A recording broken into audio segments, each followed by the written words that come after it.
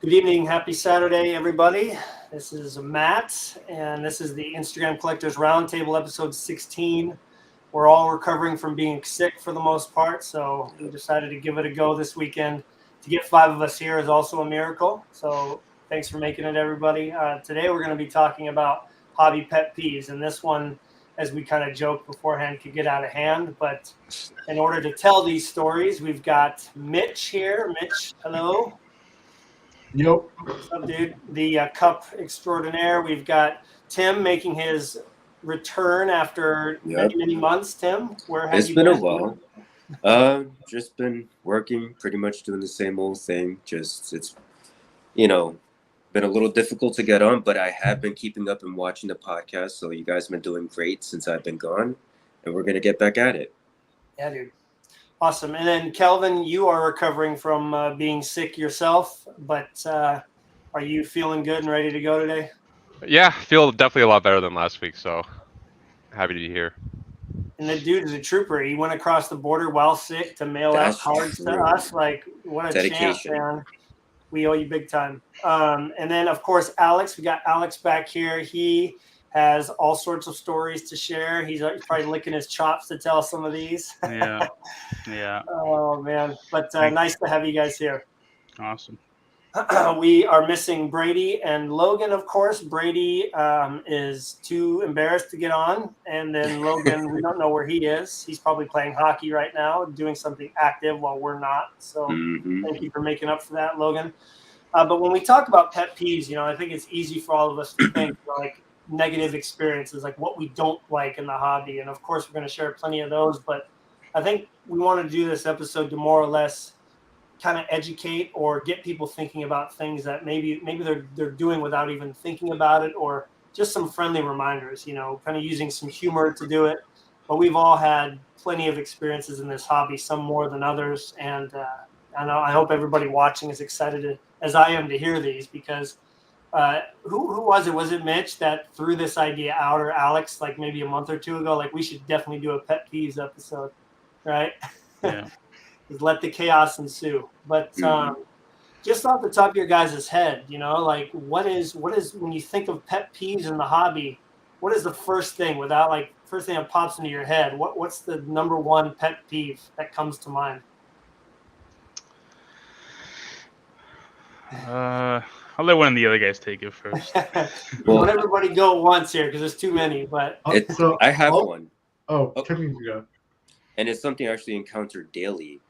It's something that eBay has sort of it's been happening on eBay for about a year or a year and a half plus. It's where let's say, for example, Dylan Larkin. Whenever I search Dylan Larkin on eBay, I say that out of every 10 cards on the screen, like I think 8 of them are not Dylan Larkin cards, because I think there's something wrong with like the when you put.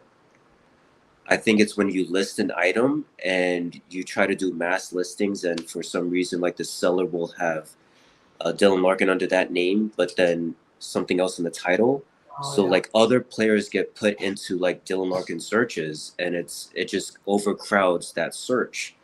So for me, the pet peeve would be seeing other cards of other players when I'm searching for a particular player. And so that's a pet peeve of mine that I go through daily. It's like they put it in the description or whatever. When you list your stuff, you can list the player as whoever, and they don't change the name, but they list other cards. So yeah, Exactly. we've all seen that one many times. There's also tags on eBay, and people manipulate the tags. So they'll just put like 50 players on the tags. You can actually report those listings for listing manipulation. I don't know if the eBay actually removes them. You can report it. It is against eBay's terms of service. So, but people abuse that a lot. Yeah. The save searches. eBay 101. The save searches are broken too, because like there'll be a day where I'll say I have Bargnani, for instance. Of course, I have a save search, and something will pop up like today, and then tomorrow I'll go in and it'll just show like all the Bargnani listings from the last like week, and it's just like, wow. Yeah, all the time. Like I have so many save searches, and I feel like every day it's the same things that have popped up like all week. So I don't know if anyone else has that, but I always see the same cards over and over, like every couple of days. Mhm. So it's not showing me like the brand new stuff that hasn't populated yet. Mhm. Like some weird glitch or something. I'm not sure. It's kind of annoying. Maybe eBay's telling you that they don't really care about Bargnani that much. Hey, nobody else does. So all good. It would be nice if there was, you know, the listings that get relisted every week or, you know, 30 days if it's a, you know, best offer or just a buy it now listing. If they've been on there for over like a certain amount of months, they just won't show up on those save searches, you know. I don't know. It'd be hard to program that in, but yeah, I've seen the same flurry listings from a few guys over and over and over. I'm like, bro, it hasn't sold at $8 for like 5 years. Are you gonna Mhm. adjust the pricing, like whatever? But yeah, no, that's a good one, Tim. Now, Mitch, you were about to say one as well. What was the number one pet peeve that came to your mind? Yes, so this one might be a little bit of a hot take because a lot of people do this. But for me, and probably people, maybe one of you guys have done this, maybe people watching have done this, but if you're selling a card and you post it like on your Instagram story or whatever, or on Facebook or Twitter, whatever, and you don't have a price and you just say taking offers, that means that you have a price that you know you would sell it for, but you're making me guess what that price is in the hopes that I will tell you something even higher Yeah, than Mhm. what that number is in your head. And then if I go lower, then you're gonna get upset yep, because I'm lowballing you because I don't even know what you expect to get out of that card. Mhm. So for me, if you're selling a card, you must tell me a price. I'll just like I won't I'll net like for me personally, I will never make an offer if they don't have a price. If you have a price, then I'll go from there. But if you don't, then I'm just gonna keep asking you for a price. And then if you don't give me one, then I'm just gonna walk away. Unless I'm like really desperate, but for the most part, you must have a price right. for me. I see that. Yeah. I think we all see that almost daily. It depends on how active you are in all the Facebook groups or Instagram, but I feel like for the most part we see that often, you know, and it is a big turnoff, I guess, you know, especially when it's like a really nice card and you're like, well, I know what I want to pay for it, but I'm pretty sure that's not what you want me to Yeah. offer, you know, and but you know, I just kind of sometimes you got to ask them too. It's like, all right, well, what did you pay for it? You know, like let's see if you're going to be honest. Mhm. Yeah, and I should clarify, it's only if you're actively selling the card. Like if it's a card in your PC and a guy is like trying to True. pry it off you, then yeah, you can say, I don't know, make me an offer because it's not a card you're actually considering selling. But Right. if you're like posting, like taking offers on this, or even when people are like, oh, I would hate to part with this card, but I'll listen to offers. Like, yeah, you could always listen to offers, but Right. you're just fishing for prices. That is so annoying to me and a huge turnoff if I'm buying cards. I I just agree. think it's really, really tough in those situations because, you know, you want to try to establish a rapport with these sellers, you know, these people. And especially if one of you guys knows them, you know, you have a friend connection that can kind of bridge the gap a little bit. And it usually makes negotiating a little bit easier. But yeah, in those situations, it's always super tough. And yeah, try to avoid those as much as possible. What about you, Kelvin? First thing came to mind? For me, I think the most annoying. I mean, I don't get annoyed by a lot of things. I had to dig deep for this one, but if they post a card for like a year plus for the same price and no one has bought it at all or even come close to that price, and Yeah. they're still insistent on that, and I'm like kind of interested, but not really because they just won't budge on the price. That's a little annoying. Like they're almost holding the card hostage. Mhm. You know, that's I'm that's with a you on really that one. yeah.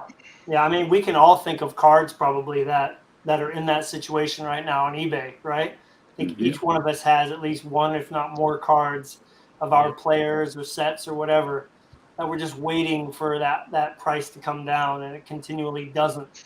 Mhm. You know, like have any of you guys had that happen though, where a card's been, you know, held hostage for whatever 6 months, a year, and you reach out to the seller and you're able to actually come to an agreement? Yeah, Mhm. I have. Yeah. Do you remember the card, Alex?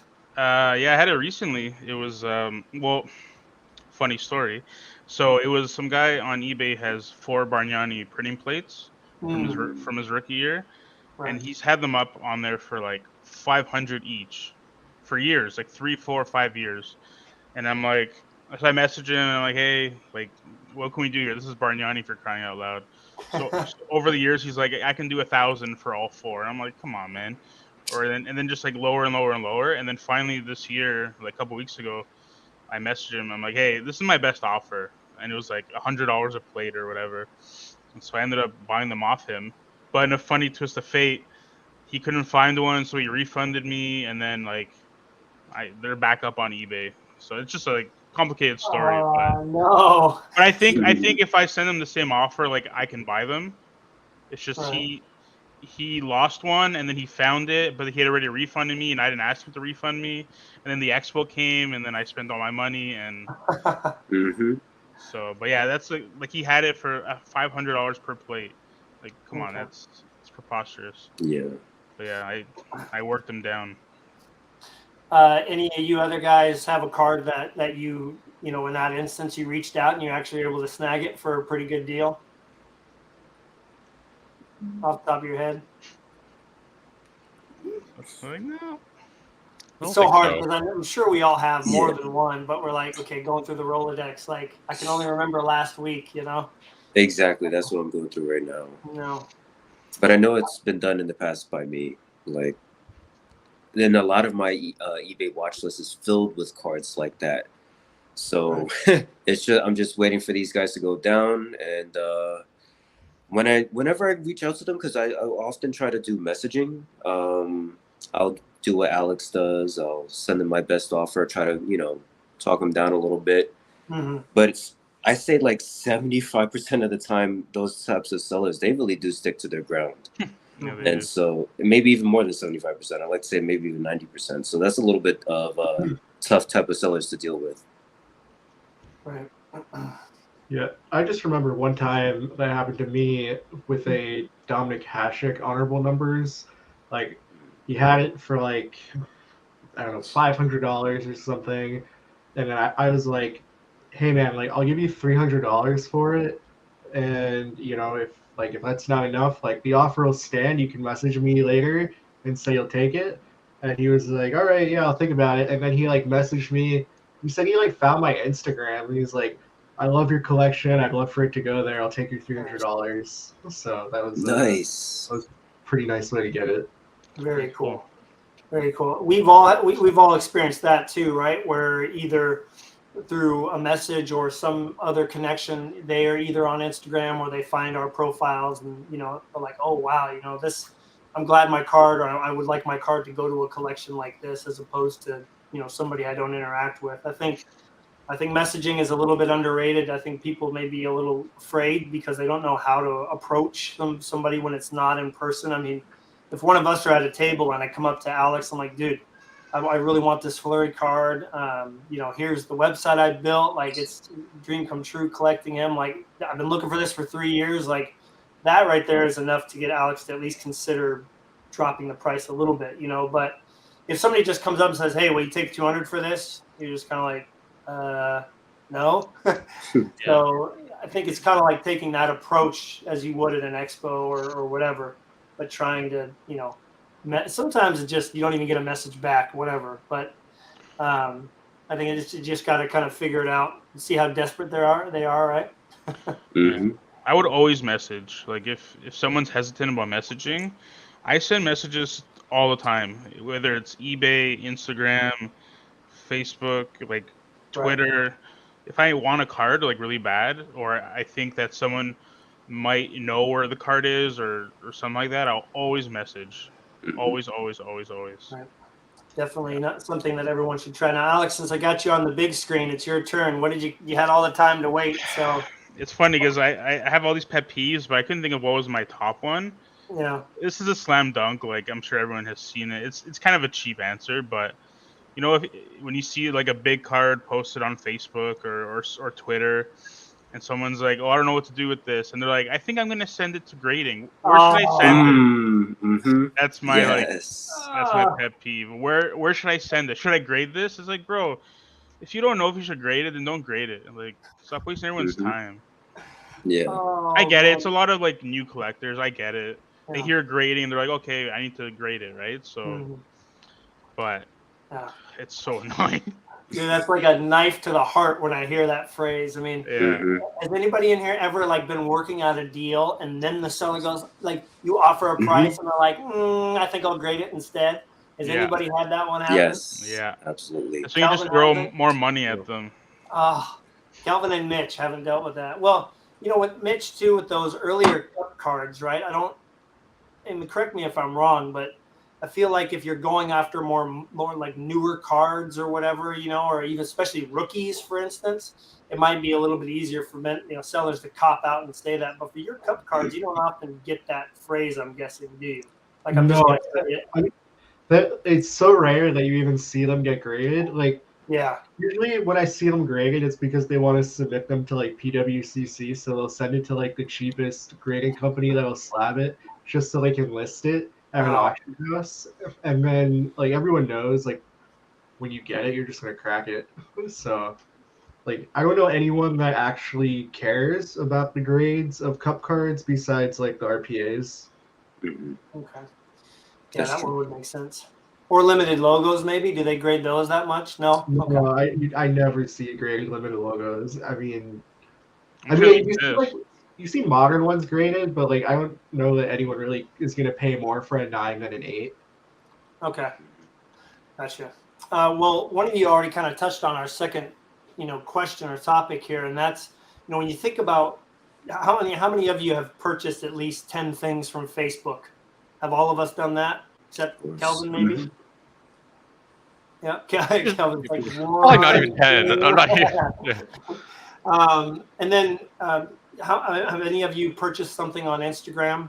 Probably at least 5 or 10 things. Yeah. Well, I mean, just thinking about for people who watch this that maybe haven't sold anything on either platform or haven't bought or sold much on there, like what are some of your pet peeves when it comes to those types of, interactions? Because when I think about the ones that have gone really well, I really enjoy obviously people who do their research and know their prices. I think that is a huge pet peeve of mine. We just had a funny interaction right the other day with that guy that's got that Malkin Flurry dual. What the heck is it called again? Scripted swatches. Scripted Yeah. Watches. Thank you. I mean, and when I asked what he was looking for, the price he sent me, we all were just like, like it doesn't take that long to figure out where similar cards are at, and that's the first thing that comes to mind. Like know your market of the cards that you're listing. What comes to mind for you guys when you're talking about sellers, and the pet peeves that you have with that side of the hobby and buying and whatnot? I had one thing that's kind of more recent. Oh, there's something. Oh, sorry, Tim's muted. Yeah. I heard like a fuzz and then it just went away. Um, so like recently, I went to go buy some cards on Facebook off some guy, and he's like, "Yeah, this is the price, whatever," and then he gave me all these prices, and then at the end, he's like, "Yeah, I only take PayPal, like friends and family," and I was like, "Okay," and so I said, "Okay, I can do goods. I'll pay the fee." And he's like, "No, can't do the fee. Like, I don't know why." And so I didn't buy it off him. And then he ended up listing the cards on eBay, and I want it for cheaper than than. Mhm. So he had to then pay eBay the fee, and then he lost like I don't know a lot more money by not just selling to me on PayPal goods. But yeah, there's a lot of people like they're like I can't do goods. I only want friends and family, and they're like sticklers for that. It's kind of annoying as a buyer. Alex, isn't that because when you send goods, especially when they have to send you something, they don't have access to that money until the card is delivered, right? In some instances, I think sometimes people get it right away, but I have sent like bigger amounts to people, and Mhm. they've told me, yeah, you have to like once I got it, I had to like accept it that I got it, and then they got their funds. But if it's like $102 like I don't know, like in the hundreds, I don't think Yeah. there's a whole. I could be completely wrong, but I think if it's not like a huge amount, they don't hold the money.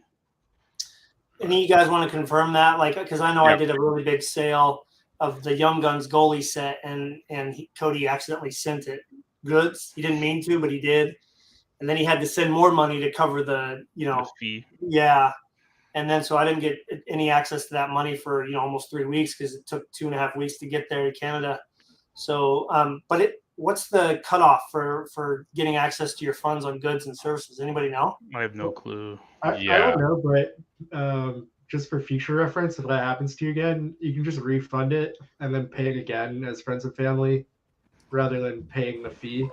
Well, it was a pretty big amount. I mean, it was almost 1,000. So I didn't want that money to be pulled out of their account twice and then have them wait to get the other money back. I don't know how that works. If you refund, there shouldn't be a wait. It should just go right back. Okay. Yeah, I wasn't familiar with it, so it was a new experience for me. But that's good to know. How about you, Mitch? You probably bought a lot of things through Facebook and a few on Instagram, I assume. Like, what is a pet peeve that kind of comes to mind for you? I don't know if you guys have experienced this. So this kind of ties into like people not wanting to pay like goods and services, and they insist on friends and family. Like sometimes people get offended if you like don't know who they are. Like, you can't expect everyone to know that like you're some trusted seller. Like I've had people like get offended that I've asked for vouch posts for making it. I don't. I'll pay friends and family if like I can verify that they're a legit seller, but I don't know why it really rubs me the wrong way when people are like, "Don't you know who I am?" Like, like dude, you're selling hockey cards. Like you're not some celebrity. True. What's the criteria for all you guys as far as a vouch goes? Because in my mind, if I haven't done a deal with you, unless we've like interacted a lot on Instagram, you have a big following, like you'd have a lot to lose if you were to screw me over. I usually ask for vouchers for sure if it's the first time I've ever dealt with somebody. What about you guys? Do you have any different criteria with that? I've never asked for a vouch ever. Only because I don't do a whole lot of trading. I only trade with like reputable people or like people that I know. And for buying, I just pay PayPal goods. Okay. Unless it's someone like that's reputable. If it's someone like iffy, I just say, hey, PayPal goods, so I'm backed up. It's like it's only like a 2.5% fee, right? So it's like at the end of the day, what's I don't know, a couple bucks to protect myself. Yeah. Kelvin, go ahead, Mitch. I was just gonna say, like, even if I'm buying or selling, I'll throw up the vouch post if they can vouch, because I mean I'd rather PayPal not get the money. Like whether it's me or him, if we can verify that they're legit, then to me it makes sense to save like a couple bucks. Right. For sure. That's where I'm at too. I try to look if I can get like a vouch from, especially people that I've done deals with too, that there's like cross vouches type deal going on. I don't mind sending friends and family, especially if they're selling a ton of stuff. I mean, there's so much of these people to lose if they just decided, oh, today's the day I'm going to scam someone, Kelvin, Tim, any buying and selling on Facebook or Instagram pet peeves for you? I think I have one. Oh, you go, Tim. No, sorry, Kelvin, you can go. Yeah, Kelvin, I'm executive decision. Go. I think Tim knows about it. I talked to him about it one time. I only have one bad. I mean, kind of bad, but like it was a little annoying. Whereas like they ghosted me at one point the first time I asked about a card, and I'm like, okay, whatever. I didn't really want it that much. It's fine. But then another card came up that I wanted. And I'm like, okay, this is kind of a good trade bait for that card. So then I inquired about it again. I'm like, and then we like talked, but like every message, it was like one message a day, and it's just like it took like 2 weeks up probably at one point, and it's like we're still at the same point. I'm like, well, this is gonna go anywhere or what? And then so I didn't end up making the deal, but he was fairly reasonable. I saw him at the expo. He was fairly reasonable for some of his cards, so it's everything's okay now. See, a little bit quicker on the responses, huh? Like if you're actually selling, like actually try to be quick with the communication. Yeah, for sure. Yeah. Tim, what about you, dude? For me, I think maybe if anything, I don't know if this is particular a Facebook or Instagram or social media specific pet peeve, but one thing that I've run into often in these groups is that when it comes to very rare cards, and I understand that person's standpoint, but when it comes to like very rare or low number cards at high prices, there's just a lot of the times there is no budge at all, no give. Even with trying to speak reason into them, doing research and showing them the research that you do of past sales, even there's still no budge. And that happened on a couple of recent Facebook ordeals or engagements that I had with some sellers, and that's just a little tough to get behind because like if it's low numbered, you could, let's say it's out of 5, you might as well now say it's out of 4. I had a card that was out of 2. Now I have to pretty much consider it a 1 of 1 because I know that that person will never budge off that price. Right. You know what I mean? Yeah. Yeah, that's those big time cards are the super rare ones are. Mm-hmm. I mean, I guess I've asked Mitch a few times, and obviously Kelvin before Mitch, if like Mitch for a cup card, I say, well, it's out of 10. Like what does a similar player go for? I mean, that's about the only route you can go on some of those really rare ones. Mm-hmm. But it's just overall not being well informed. Like take the time and trust the people who you're engaging with. Like you can tell within 2 minutes, right, if you're dealing with a shady person or not. I think we all know that. Even the dogs outside agree with me on that statement. Like it's there in a seller too. Like when you start talking with a seller and you get a vibe within a minute. Like that one you guys sent earlier today, where 2 guys. It was just neither of them should have made a deal with each other. Yeah. But it was just like, will you go to this price? No. And it was like, well, didn't you read what I said? Like when you get a little snippy from a seller, you're like, all right, I'm out. So, which leads me into the next question, and I'm going to start with Dave here. He's got a really good one. And that's, think about an interaction that you've had. Let's go both ways here. Like an interaction you've had with a seller and you knew no matter what happened that you're just not going to get a deal done, or the other way around where you're like, oh, this is definitely going to happen. Because Dave said, sorry, Kelvin, I hate when buyers ask how much I have into a card. I could have bought it years ago for a solid deal. I'm going to sell it for a $5 profit. I don't mind giving deals, but I don't run a charity. I agree with has that. anybody dealt with that before? Not that, like, not in that exact circumstance where someone's asking you like how much you have into a card, but this is like a separate pet peeve that kind of relates to that. When you buy something and like half the time it's common knowledge, it's like you bought it on eBay. People could just go on and check the complete listings, but you get a message and someone's like, "Hey, how much did you get that for? Or how much did that cost?" It's like, it's none of your business. Like if you guys are asking, like if Mitch is like, "Oh, how much did you pay for that Malkin thing at the expo?" Like I'll tell them, like, no issue. But it's like a random person you've never spoken to. Hey, how much did that cost you? It's like, I was about to swear. You get out of here. Like, You didn't want to do hate what I that. did because remember, I'm still in the penalty box for that. Yeah. What happened, Tim? You guys don't remember that I cussed on air by Oh mistake? yeah, that's right. Yeah. Oh, we all remember. It was so terrible, man. I can't believe you do that to us. I actually am curious about something. I'm curious about this scenario because I'm trying to buy a couple of cards from someone, and I know exactly how much they paid for them, and it wasn't that long ago, and they're asking prices double on both. And I'm kind of, especially when it's between 2 people that know each other pretty well, how do you guys handle that? Like Mitch, if you find a double of, like one of the original signature patch autos from your favorite set, and it's at like 15, and you get like a smoke and buy it now, and you get it for like 75, but it's worth like 300. Are you going to turn that thing around right away and sell it for $300? Or if you have somebody interested, especially if you know them, do you kind of maybe make 15-20%? Like how do you approach that, guys? Because I feel like that's a really tough thing to deal with. When you get a card for cheap and then you resell it, like you jack up the price or not. So I mean, personally, I never like buy cards to resell them. So if I buy a card, it's because I want it. And from my perspective, once I bought a card, like it doesn't matter what I pay for. I'll tell anyone what I paid for any card. It has no bearing on what I'm gonna sell it for what I think is a fair price. Okay. If I got a sick deal, like I'm not gonna pass that deal on because I only bought it because I wanted it for myself anyway. So like I personally I have no issue telling someone like if I'm selling a card and it's a $500 card and I paid $100, like I'll tell you I paid $100 for it. It's not gonna help you like lower my price, but uh Right. like to me it doesn't matter.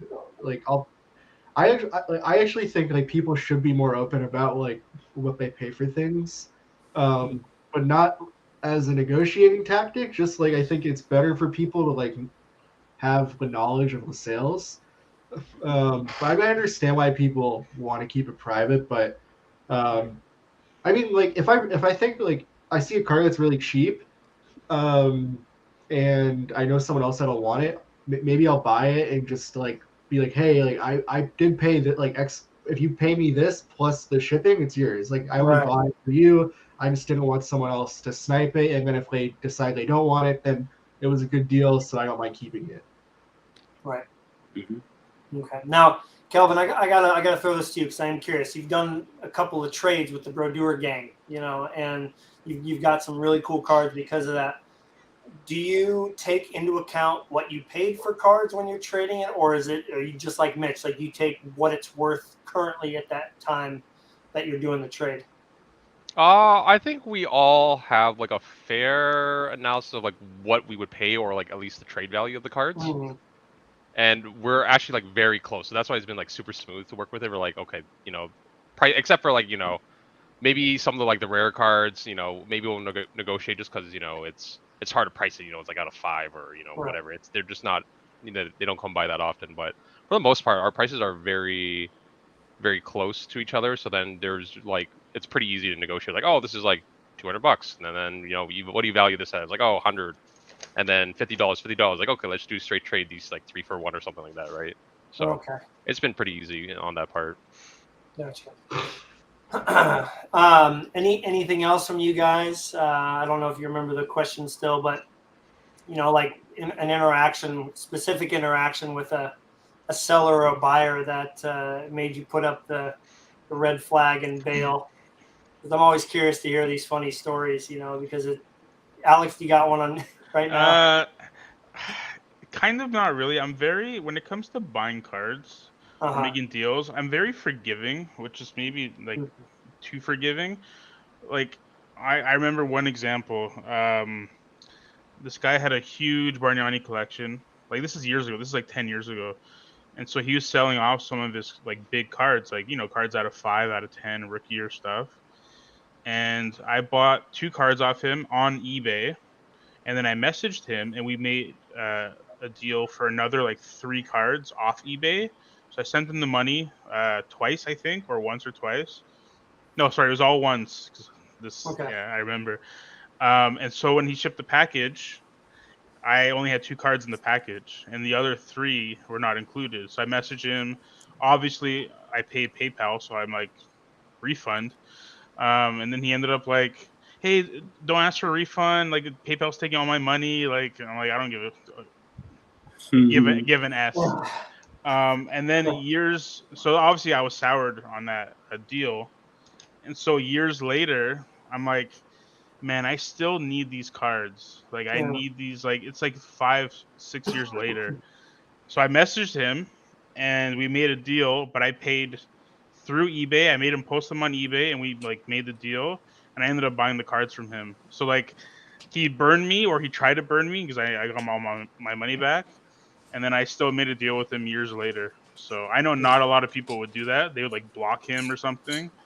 But I'm like, man, I need these cards. They're out of 5, out of 10, like a 1 of 1. Like if I don't buy them, they're just gonna sit in this guy's collection until he dies. Mm-hmm. Right. Yeah. So. Yeah, that's a good thing that you bring up too. Is kind of having a lot of patience when you're doing deals with people and it's not in person. I think we need to always keep that in mind because we don't know what people have going on, and I'm sure, especially when they do like sale threads, who knows how many messages they're getting. You know what I mean? So sometimes expecting timely responses on a Facebook sale thread, and there's like 60 cards being posted. Yeah, sometimes I bet it can be a little crazy for them. So I feel like most of my Facebook interactions have been good. I've been really pleased with, the main groups, right? I think most of us are all in the main groups on Facebook. Kelvin especially, he's always checking them. But but no, I think we overall most of my interactions have been really good, and yeah, they've helped me add a lot of cards. So really, it's really funny. Have any of you guys done the like looking for a blank? I know Mitch and I have done that recently. I think Tim, I've seen a couple of yours. Sometimes you get the same guys posting the same cards, and the price just keeps going up and up every time they post it. But I feel like those have been a really good way of finding cards, man. I found a few that I've never seen other than on Facebook, So definitely recommend people giving that a try. If you're looking for very specific players or whatever, or cards in a set, you should definitely throw it up there. Mitch, you've actually found a couple of cup cards you needed, right? That way? Yeah, I mean, it seemed like every time I posted that I was looking for the 0607 signature patches, I would find one or two. Probably done with that since I only need 4 more. But for a while, it was a great way of finding new ones. But it is a lot of like it's so annoying. You post like I'm looking for these specific cards, and someone will be like, "Here's a card with David Young Guns." It's like I wish you could get banned for like posting in threads that's like cards that are not what the person's asking for. I'd be so in favor of that. Yeah. All right, I gotta ask you guys this because now I want to know specifically. Like when you've thrown up a Facebook post or even an Instagram, like looking for a blank, what is the most like the silliest thing that's been posted in the comments? Because I've definitely got like when Fleury was on Vegas, I've got Max Pacioretty, I've got Mark Stone cards, like low. Like if I say I'm looking for serial numbered Fleury cards, and then you get all the base cards that they've got. I mean, those things happen frequently, and it's quite funny. But have any of you guys got, like Mitch is saying, like looking for a Brodeur, and you get something completely like a doubles card of some random player or whatever? Nothing that comes I had to mind. someone try to sell me Crosby RPA Cup RPA reprints. Yeah, I've seen those. Yeah. Weird. Who would even want to own one of those? I don't even understand. Well, they just made them so they can try to mess with people, I'm guessing. Well, let's move on. If nobody else has anything else to say, Tim, are you wanting to jump in on this? All I was going to say is that being that I'm a Red Wings fan, and especially if you're dealing with me on Instagram or any of the major card forums, a lot of the times I'll ask for very specific, or in my case, down to just the low-numbered stuff, and I'll often receive, offers for young guns or, low-end stuff that is very common and things like that that are so far away from the very specific things that I listed and took the time to list, and yet I'm still offered those cards. I mean, it doesn't bother me that much, but, it does happen to me very often. Right. Oh, that's good. How about we'll end with this because I like ending with a little bit of positivity. One of the most recent or coolest cards that you are still surprised that you found on Facebook, because for me, and Kelvin knows this one, the Band of Color, I never thought that I would find it there. I just posted a random looking for Fleury, and like 16 comments down, there's this guy I've never met, Max Verreet or something like that. And he's like, "Hey, I was about to post this on eBay. I got it in a break." Like, no kidding. So I'd say that's probably one of the coolest. Like, never thought I'd find it there. Cards. Anything that comes to mind for you guys? You're talking about Facebook specifically? Well, Facebook or Instagram, yeah, either one. I found a 1-of-1 card on Twitter. If that Nice. like a wrestling, it was like a wrestling 1-of-1 superfractor, and I had just I was bored one day and I just searched hey. I was saying earlier, send messages to people, do searches as well, because you never know what you can find. Like on Twitter, Instagram, everywhere. I used to do it on Photo Bucket back in the day. But yeah, I just searched keywords. It was some wrestler, superfractor, And sure enough, someone had a picture of like their kid holding up a card that they pulled like 3 years ago. And so then I messaged the guy. I'm like, hey, do you still have this card? And I ended up buying it because he still had it. And Cool. what kid doesn't love money, right? So Right. Hopefully you didn't spend it all in one place like we all would have done at that age. it's probably more money than that kid has ever seen in his life. So Yeah. Mm-hmm. yeah. Tim, Mitch, Kelvin, any Mhm. social media grabs that really stand out to you? For me, Yeah, I it's have. obviously. Oh, Tim, you can No, go. it's all good. Go ahead, Mitch. You're up, Tim. Do it. Okay, Go Tim's for it. up. that's fine. So two that really pop up into my head is Jason Spezza's 2002-2003 Premier RPA out of 15. That one I found earlier this year, and I've been doing Spezza searches for a long, long time. I'd like to say since maybe 2012. And so to find that one was a big one for me. And then we're also going back to like what Alex was saying as far as doing searches there too, because earlier this year as well, I managed to just do a random search on Facebook for Huberto, and that's how I found a Huberto Sparkling Diamonds out of 5 rookie. So those two really pop up into my head as far as Facebook purchases is concerned. Okay. Very nice, dude. That's awesome. Very, very cool. Those are that Huberto is still one of my favorites that you have. So very nice. What about you, Mitch? Yeah, I was like for me, I definitely would have to pick the Ron Francis shield I just got like a month ago. That was So awesome. like a really small Facebook group, and for those that don't know, it was so cheap for what that is. Someone offered me like 10x what I paid, and I still have it though. But that was like one of those like once every 2 years kinds of amazing deals to find. Right. Hey man, how much did you pay? No, I'm kidding. I'll tell you, I paid $370. That's unbelievable, man. If any of us got a shield of our guy for that price, I mean, we would be on like cloud 9 for like a month. You know what I mean? Like that would Yeah, be it's not crazy. just a shield, but like the Ghost Dominion ensigns are like one of the nicest shield subsets made, in my opinion. Yeah. I was perusing the infamous Flurry collector website because I was building my want list back to 50, and I went past all the shields that he had from Dominion, and I went weak at the knees. Thank goodness I was sitting down because they're incredible to see. Calvin, what about you, dude? I know you don't do a ton of Facebooking, Instagramming, Twittering, and so forth, other than the stuff that I stopped tagging you in. Used to tag you in everything. But have you found something on social media pretty nice that you can think of? For the most part, it's always like I see the card on eBay, but then I'll like cross over see if they're on like Instagram or whatever social media. So I don't think I've found, at least on the top of my head, any cool cards recently where it's just like someone reached out or like I just randomly found this like birder card. Mostly it's just someone linking it to me, or I find it on eBay and then just link up with them on like a social media site. It's a veteran move. Yeah.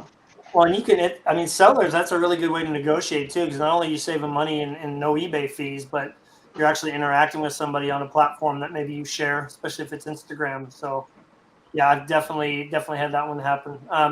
We're going to move into a hot topic because I think a lot of people are going to have stuff to say here. For any of you that looked at the questions, and we can even go back to Panini if you want. But we all have our opinions and our pet peeves with Upper Deck. I think let's just get this one out of the way. We wish more stuff was coming out on time, but everybody said that, so we'll just leave that one alone. But are any pet peeves that you have with card companies in general? Because some of us cross over a little bit. Alex, you've got some top stuff with your wrestling and Upper Deck, and other companies with your Bargnani collection. Most of us enjoy Panini hockey and obviously tops and baseball. What comes to mind when you think of your pet peeves for card companies? Because for me, I've definitely got a few, but I want to let somebody else go first here. Alex is going first. He's got that smirk. I know what that means. Let's just say it, man. Go for it. Well, I don't really collect a lot of like new stuff, right? Like I know you guys, or I guess Mitch doesn't either. Um, I don't know. Aside from everything being like pushed back, because we're not gonna touch that, like you said. Yeah, it's a given. I just feel like there's just too much. There's just Hmm. like I know it's so cliche for everyone to be like, oh, there's so many parallels and stuff. Like it's true. There's always been. Like I don't understand why people say that now, but Right. just yeah, I don't know. One thing that really bothers me, and again, it doesn't really affect me too much because I don't collect these specific cards, is like the Panini stuff where it's like nothing is guaranteed. Like it's not even player Oh, worn or anything. Like Yeah. again, that doesn't really affect me because I don't collect like modern basketball or modern football or whatever they pump out. But like that's horrible. Like, I get it with COVID and everything, but now, like, how can you put that on a card? Like, how can you write that on a card and people will buy it, right? So hmm like that, that's right. like I know some people even with like rookie year stuff for Upper Deck or all these companies, they hated the photo shoot stuff, but I rather have a million photo shoot worn cards over something that's not even guaranteed at all. Hmm. Like that, it's just my personal preference. I had somebody send me a few links to the Glass Now Top to Museum, like really nice looking patches. Like, why? Why? You know what I mean? None of them are game worn. hmm I mean, why?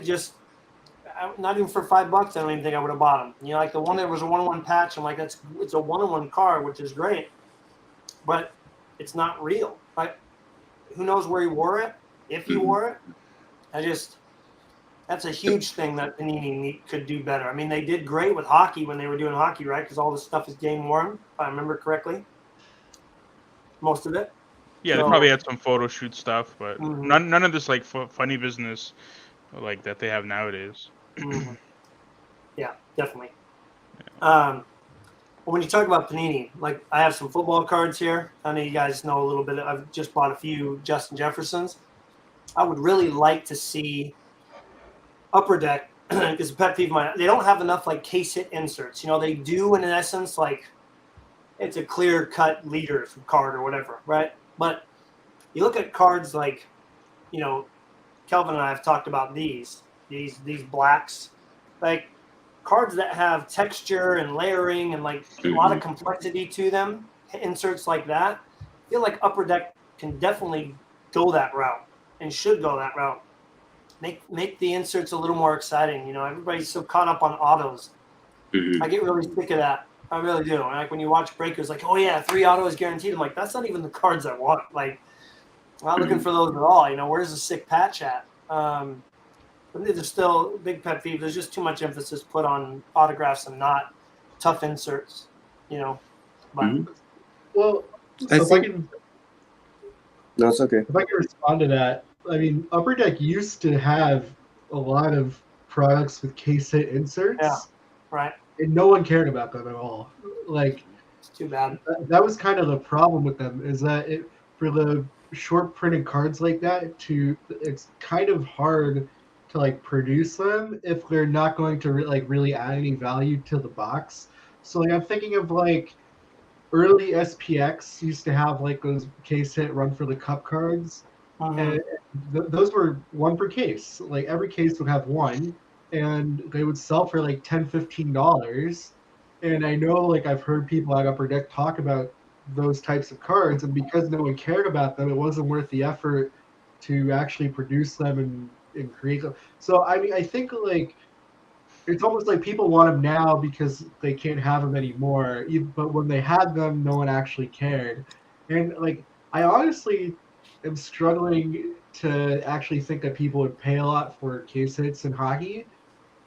Just from my experience with it, like even like Metal has cards that are close to one per case, and like those inserts are not particularly valuable compared to like the ones that are like one per like 5 cases, like the platinum portraits. But like if it's actually Right. one every single case, I think hockey collectors aren't gonna really care about them.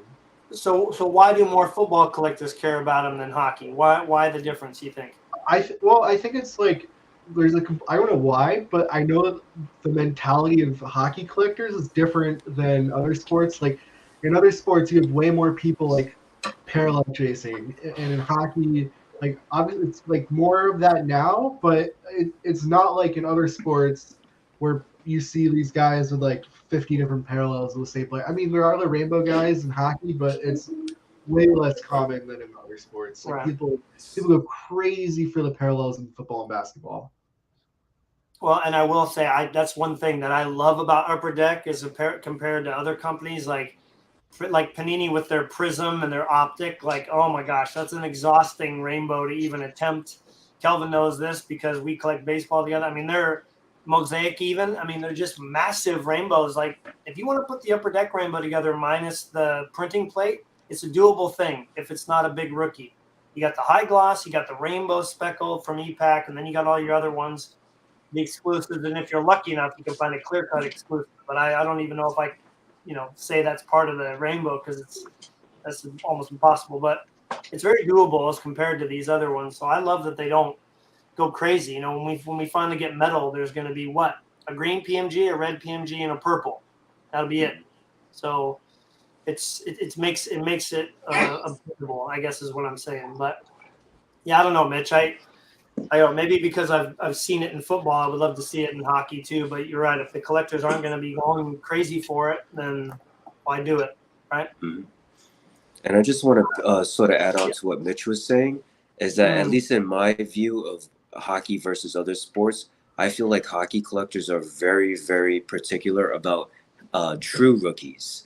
So it's not even about it being like about the parallels. It's about the true rookie, which is often the highest printed, for example, 9 out of 999, right? Mm-hmm. So they would care more about true rookies in hockey than any other sport, where I do also see what Mitch was saying, that parallel chasing is more prevalent in baseball, football, or basketball, for example, than I would say in hockey, And also a couple other inserts that sort of pop up to mind as far as modern or recent inserts. I don't know if Fanimation cards are considered case hits, but those are something that I think, Upper Deck has at least tried to open the door with case hits, and then the Easter eggs. Right, Yeah. So the Easter egg Young Guns. So let's take, for example, the 2001, 2002 Cider or Lucas Raymond Young Guns. Those are going for a pretty penny. I mean, they started off high and they're sort of teetering down a bit, but still they sell pretty strong, I would say. But I think we have more examples of Easter eggs just in general selling for a little bit low.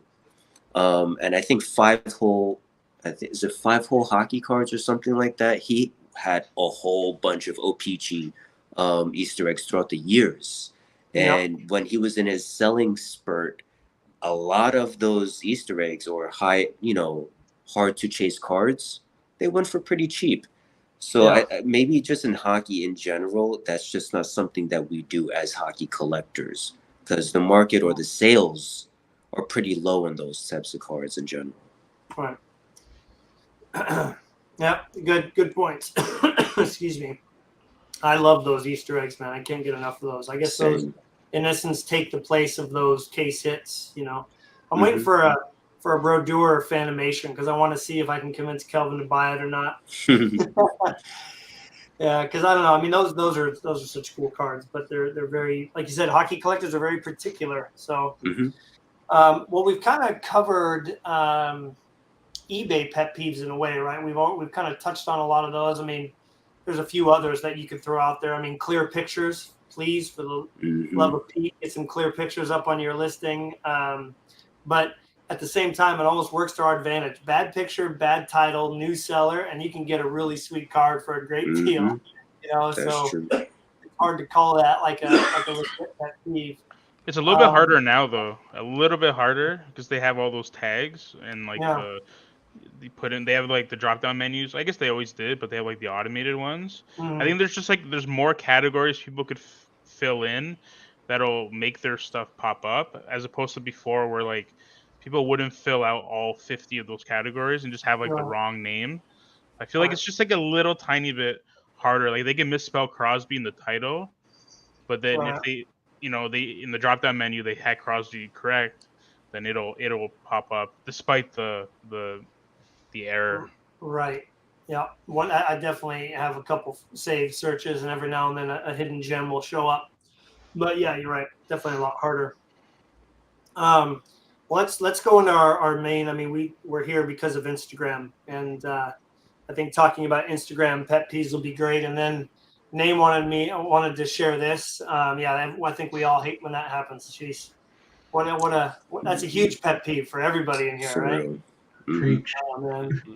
When cards sell for on eBay, it's got to be mentioned. Like a card gets bid up to like 150, but there's another one listed for like 115. Buy it now.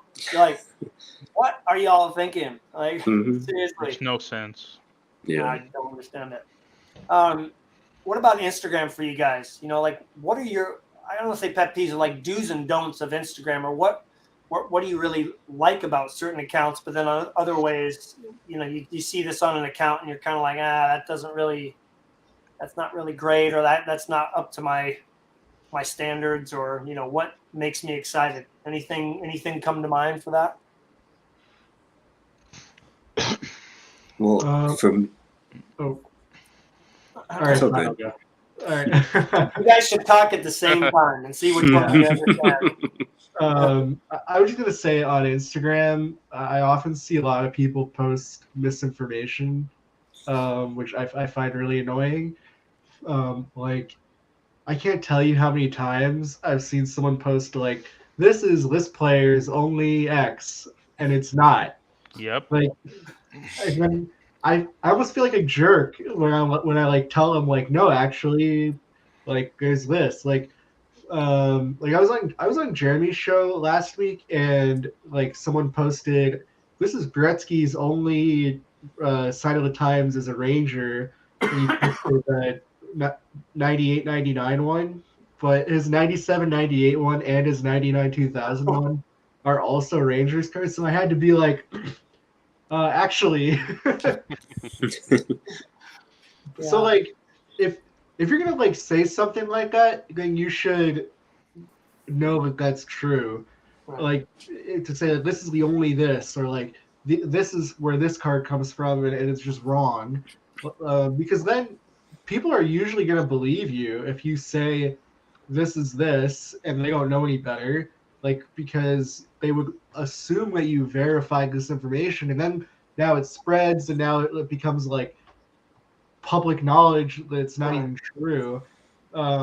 So I guess like my big Instagram pet peeve is like, do your research. Like, don't say something unless you know for sure that it's true, because then people are gonna spread it and it's gonna be a whole mess.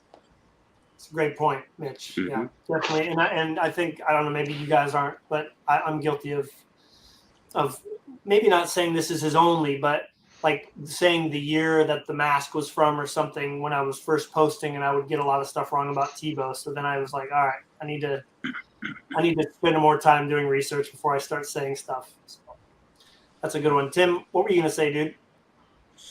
Oh, for me, you were talking about things that sort of make you excited as far as seeing other profiles or things like that. For me, it would be variety, because I think and there's a lot of new influx of new collectors out there, and with that you get the standard young guns and things like that, which is perfect. That's the purpose of young guns. They're the entry level collecting thing to get you right into the game.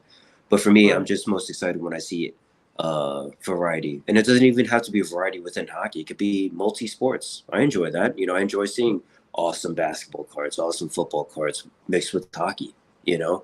So variety would be the number one thing for me. All right. I got to go to this guy because he knows what his biggest pet peeve is when it comes to Instagram, because you do it well. What do you think that is? Like, what is the big pet peeve of yours before you post? Wait, what do I do well? I don't even know. Nothing. You don't do anything well. Yeah. You're terrible, man. But like, how important is it, Kelvin, for the quality of the photos? You know what I mean? I think that's your biggest priority when you post, right? I guess yeah, having like a well-centered photo that's like well lit. I mean, I just use the light box, but I mean, it's important because actually a good example would be my friend collecting just for fun. I think that's his name. Yeah, the other birder guy. He takes awful photos. It's absolutely awful, and it's like the thing is he has some insane cards, and then like I don't think anyone knows. I'm like, man, this guy just has crazy cards, and then it's just like he has a light box, but then it's just kind of like it's like far away and stuff. I'm like, man, I don't know. Maybe someone will just scroll by and they're like, oh, maybe it's just another card. So I think, yeah, I wouldn't say it's like a bad thing. Maybe people will learn from it. And maybe I should tell them. But yeah, I think photos just helps. It's more like eye appealing, I guess. Like when you're scrolling through, you like to see like nice cards that are presented well. So I think that's important. Well, think about everybody's account here. Like, can we all agree? I'm like, we always support each other. That's a given, right? But if the names were blurred out, I think I'd still stop at everybody's photos. Like, I like Alex's or scans because they're right smack centered perfectly on the picture. Mitch, he crops out the whole everything else except the card, and it's well lit. Calvin's obviously are from the light box and have a certain lighting. Tim, you have the your handle underneath, like and there's tons of information. I think everybody does a really good job of posting high quality photos. It's super important to me as well. And I've definitely scrolled by pictures that are probably of great cards, but if they're just dark, and I gotta throw this up there, leaving the freaking tape on an ugly top loader and the card that's amazing inside of it, but they post that, like just this top loader that's got tape covering part of. I'm like, dude, that's the best you could do. For real? Yeah, Brady. Where's he at? No, he doesn't post like that. He just sends us cards like that. But for real, man, I'm like, somebody said that in the thing that I posted looking for some, pet peeves. Somebody said that, and it just, everybody's going to say masking tape on a top loader, whatever. We always throw those out and just get our own, but posting pictures with the paint tape on there still, covering up part of the card, like, bro, come on. I mean, yeah. Mitch, are you laughing at me or something somebody said? Because I feel like that's got to be a trigger for most of us. No, there's a card that I'm betting on, and I just got the notification that it ends in 10 minutes, and I think I'm not going to bid on it. Do you want us to just not involve you in this conversation for 10 minutes till the end, just in case? No. I think I'm out on the card. I just got the notification, and that face was me deciding like I'm not going to bid on it.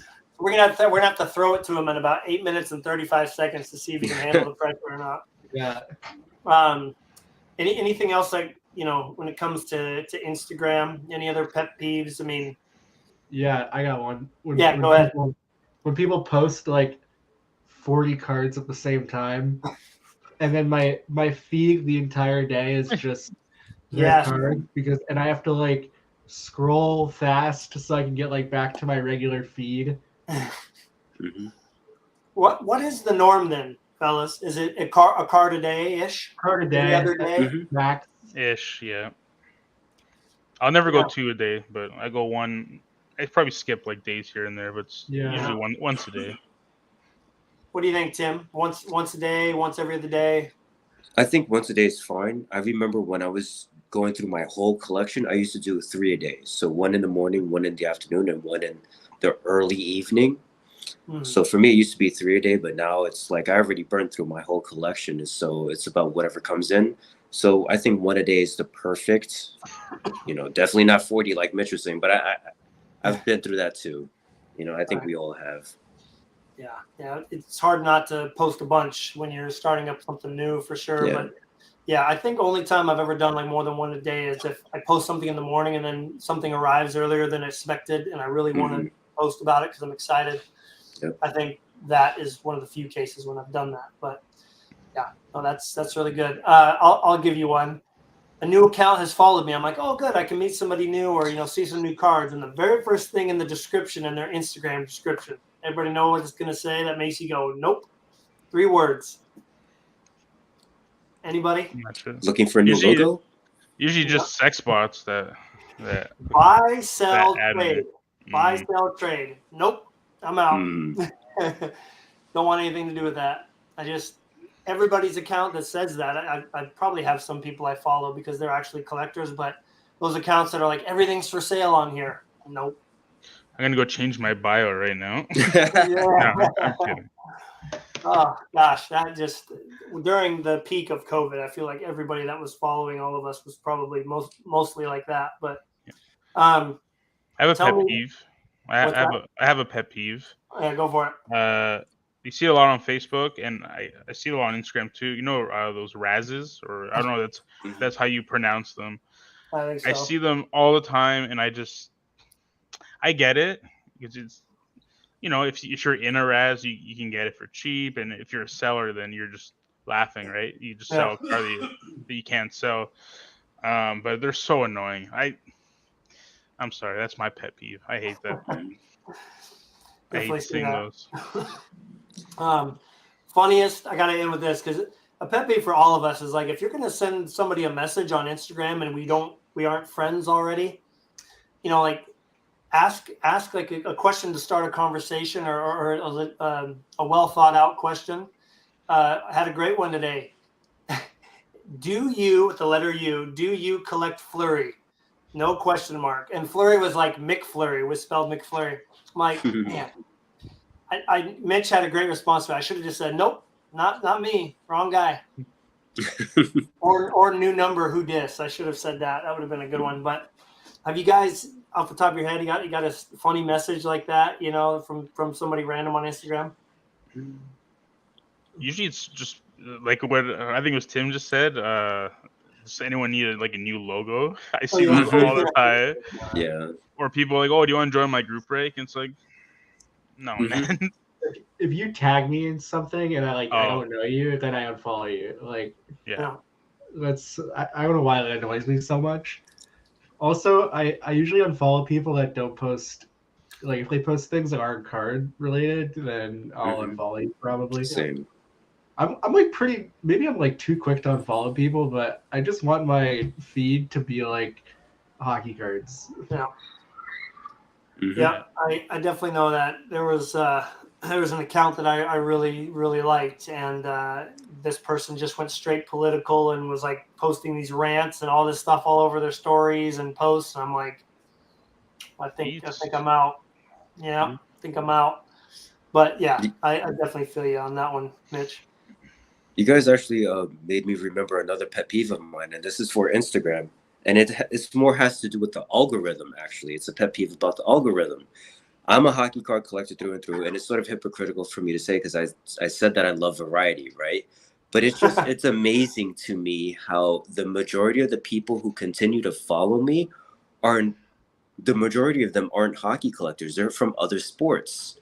And I don't mind to see big time cards from other sports. I love it, and I still follow them.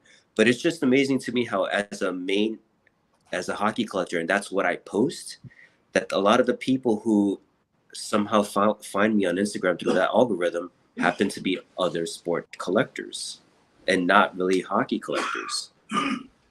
Right. Yeah. I mean, do you guys have like a criteria that you would have for like actually following someone back? Because I don't follow that many accounts. I don't know what the number is, but like there are people I talk to on Instagram all the time, and I don't follow them because they don't post stuff I want to see.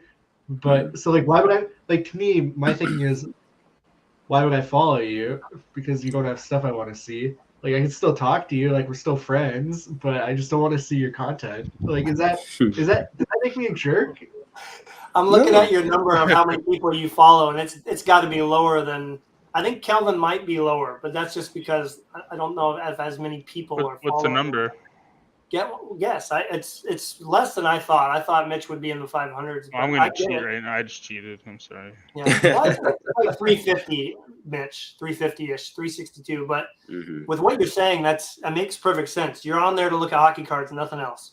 So yeah, I think, I don't know. There's it's tough because like if people are player collectors, like passionate player collectors, that's an easy follow for me. Yeah, that's usually the only thing I'm looking for. Or if you or Kelvin or Tim or Alex say, hey, I have a buddy, he might not collect hockey, but he's a friend of mine and he collects this and he loves collecting, I'll go follow that person too, because there's a connection there. But that's about the only two people I tend to follow back. If it's someone that I talk to and I notice I'm not following them, I will follow them. So I'm a little bit different from Mitch in that regard. But I treat it kind of like at the expo. If you look at someone's showcase and it's all modern stuff, it's like I'm just walking by it. It's the same thing with Instagram. If it's all like, if it's basketball, all like prism and mosaic, then I'm like, nah, I'm good. Same thing with hockey. If it's all like young guns and whatnot. Yeah. No thanks. Yeah, so like I'm thinking of like a good buddy I have on Instagram. His username is like Zomdos Collectibles, but he pretty much I like him a lot. only posts Pokemon, so I don't follow him back. And every time we talk all the time, and I like he's never mentioned it, but I wonder if he like knows that I don't follow him. I hope wanna he's see watching Pokemon right cards, now. but I can like I hope he reaches out 100% or blocks you or something.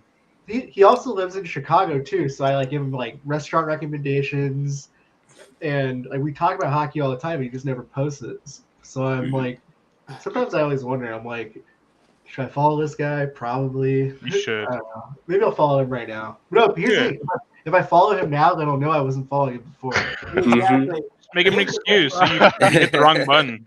We've got to get Mitch and him to meet up, and as he's going there, I'll send him a message like, "Hey, when you get to dinner, in the middle of dinner, bring up the fact that he's not following you or something." You know, 'cause how I look at it, Mitch, is I don't want to see Pokemon cards unless it's from people that I really enjoy talking to, like him.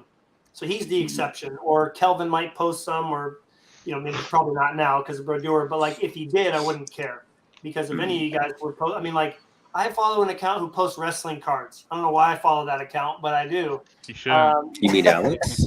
Yeah, of course I do. But you know what I mean, Alex? Like there's definitely an exception, right, to you wanting to see certain things. If it's people you really enjoy talking to, not to make you feel bad or anything, Mitch, I think that's the exception to the rule that you're saying. Yeah. What if they don't post? They just like they have 0 posts ever. Unfollow. No, I don't follow.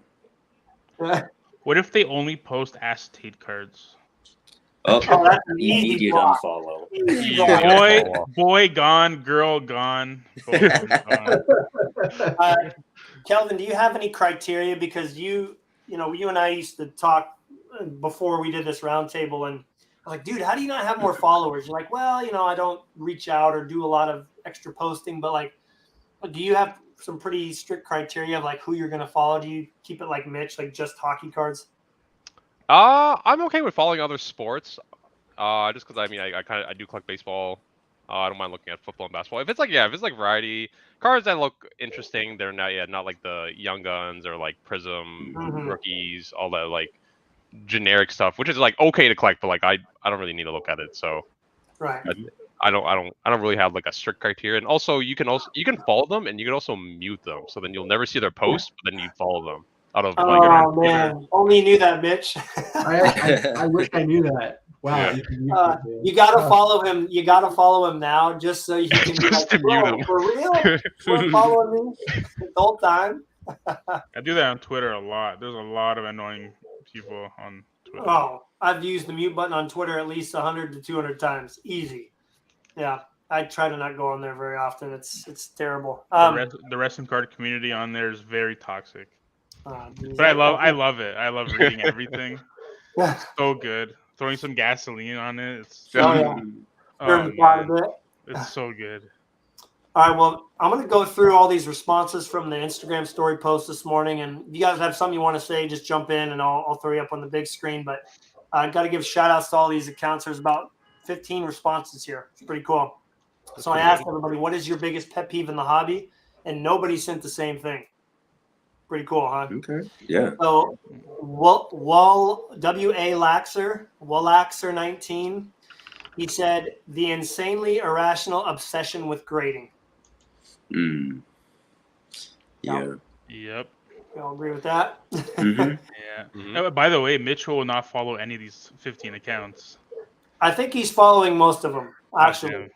Yeah, I think he is. Next one is from Avs Cards 29. Anybody know who that is? Yeah, I think so. Yeah. Mitch is like, the next guy read. Go follow him. I don't know any of these guys. Yeah. Scotch tape on top loaders. Yep, we've covered that one. And again, I think people get a little too worked up about it because honestly, you take the top loader, you get the card out, you throw the top loader away. And what are you gonna do? Save them? Like they're not expensive as much anymore. So move on, right? Same. Mitch, when did you send? Oh, 6. Really, Mitch? Is everything good on your end, dude? It seems okay now, but there were a couple like in the last 5 minutes where like I got the spinning circle on the screen. Okay. Well, you've been fine on our end. So Okay, cool. next up, volume accumulation. Accumulation. Accumulation. Mhm. Give me a chance, bro. I'm just kidding. You're right. His account is awesome, by the way. Mhm. You guys Really good. all follow him. Yeah. He says people telling you how much your card is worth. Mm. Mm-hmm. This is a really tricky one because if somebody's selling a card and it's of your player and you know how much it's worth, don't we all kind of feel not entitled, but if we're asked, what are you going to pay? Well, I say, well, I've been following this player's sales for 5 years, and this is what the last two sold for. This is what other players have sold for. Mm-hmm. Where's the line drawn on what he's talking about there? I mean, I think it depends on the context. Yeah. Like, I don't know. Exactly. Like, are people just unsolicited reaching out and saying, "Hey, this card's worth X"? Like, that's weird. But Yeah. Mm-hmm. if you're a seller, I don't think there's anything wrong with having a buyer telling you what they think your card's worth. Mm-hmm. It's reasonable. Right. Well, yeah. If it's somebody who's like randomly hits you up on your account, it's like, "Hey, Mitch, that card's only worth $200." Like, okay. Yeah. Like who asked? Yeah. Like, none of the cards I post really are for sale, so I don't care. Mm-hmm. Mitch, Yeah. you remember that Philip Forsberg silhouette RPA that I won, and then that guy didn't wind up selling it to me. Yeah. And he claimed that it was like worth $150, and I've been following Philip Forsberg for God knows how long, and no, he had not many strong sales. That's what it sort of reminds me of too. And then Mitch sort of had to jump in to my defense and be like, "Hey, dude, Philip Forsberg don't sell for that much." So I got a boxer in my corner, Mitch over here, protecting me. Well, speaking of sellers not willing to sell stuff, Mitch, do you have any stories on that topic? You're asking me like cards that I've wanted to buy from sellers. It was you, wasn't it? Not too long ago. Am I wrong, guys? Who was the one having all those interactions with that one seller who was? Oh, you mean the guy with the Iginla signature patch who Yeah. won $500? You gotta tell us the story, man. This is a whole different episode. I can make a whole pet peeve episode about. Oh just my interacting lord! with I that forgot guy. about him already. Can you do like the $5 summary for everybody? Because like this is a perfect example of how not to be as a seller if you really want to be a helpful seller in the community. Okay, so I'll give a quick summary of what happened. So Kelvin followed this guy on Instagram. He owns a card shop in, I think, Edmonton. Christ. He owns a card shop, and I think they're pretty new. They have like 80 Instagram followers, and then so he posts a Jerome Iginla 0607 signature patch, which is one of the 4 cards that I need for my set. It's a plain one color white patch, just total napkin, and it's graded by MNT, and it's an 8.5. So I reach out, and just for context, like most like Iginla cup patch autos, if it's like a limited logos, it'll sell for like 150 to 200 Canadian, and if it's a signature patch, like there was a 4-color one that sold for like 84 Canadian. So this is a 1 color, and I reach out, I'm like, hey, I need this card so bad. I'm building this set. Like, I'd love to buy it from you. He's like, yeah, of course, man, no problem. And then I'm like, yeah, like if you have a price, just let me know. He's like, well, I'm not sure. And I'm like, okay. He's like, I'll have to do more research on it. I'm like, sure. And then I send him like 4 Iginla patch auto comps, and they range from like $40 to that 4-color signature patch that was $84.